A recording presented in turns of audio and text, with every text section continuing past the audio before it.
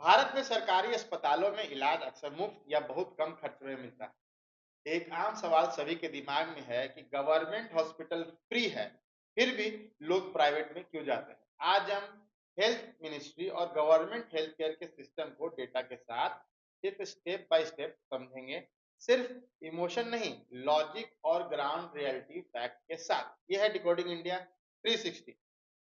सबसे पहले बात करते हैं एक्चुअल स्पेंडिंग की। कुल हेल्थ एक्सपेंडिचर का अंदाजा कुछ इस तरह है कि इंडिया का total health expenditure 3.7 to 3.8% of GDP के आसपास है।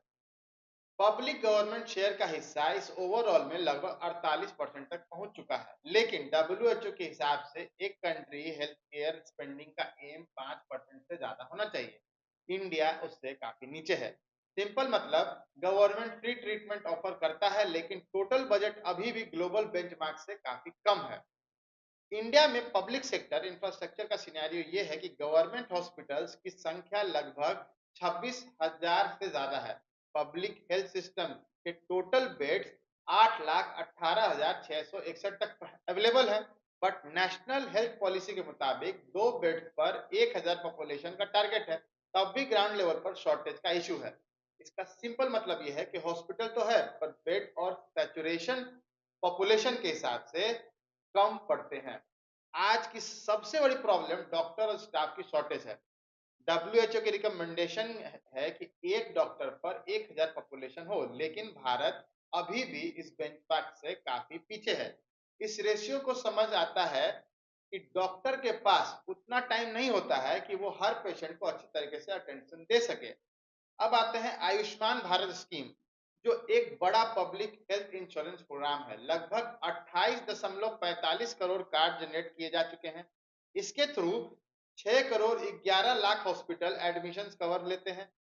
78,188 करोड़ से ज्यादा ट्रीटमेंट ऑथराइज हुए, लेकिन एक प्रॉब्लम ये भी है कि हॉस्पिटल को रिइंबर्समेंट डिले होता है, जिससे कुछ केसेस में सर्विस सस्पेंड भी होती है।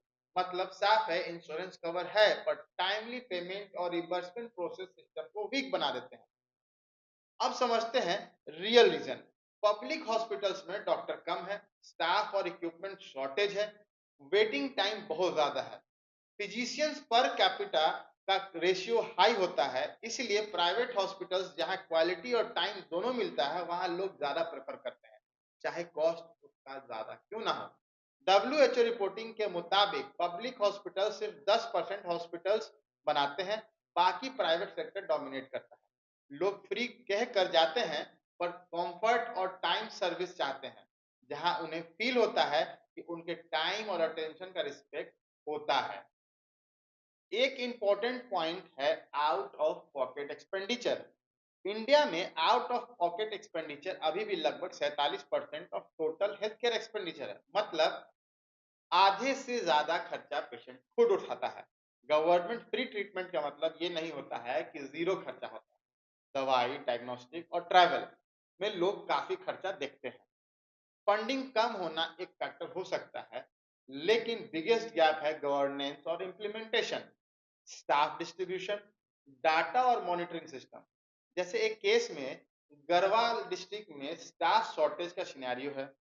वहां 15 लाख पॉपुलेशन के लिए सिर्फ 65 डॉक्टर्स असाइंड हैं, जबकि सैंक्शनड 189 पोस्ट वेकेंट है। ये इम्बैलेंस सिस्टम वीक दिखाता है, फंड नहीं पर उसका यूटिलाइजेशन और ऑन ग्राउंड एग्जीक्यूशन ज्यादा मैटर करता है। तो समरी ये है कि गवर्नमेंट हॉस्पिटल फ्री है, पब्लिक स्पेंडिंग बढ़ रही है, लेकिन जीडीपी शेयर अभी भी लो है। डॉक्टर और स्टाफ शॉर्टेज है, out of pocket expenditure high है, इम्प्लीमेंटेशन गैप्स बढ़ जाते हैं। इसलिए फैसिलिटी फ्री के बावजूद सिस्टम वीक लगता है। अगर आप भी इंडिया के गवर्नमेंट के सिस्टम्स को लॉजिक और डेटा के साथ समझना चाहते हो, तो चैनल को सब्सक्राइब करें। ये है डिकोडिंग इंडिया 360।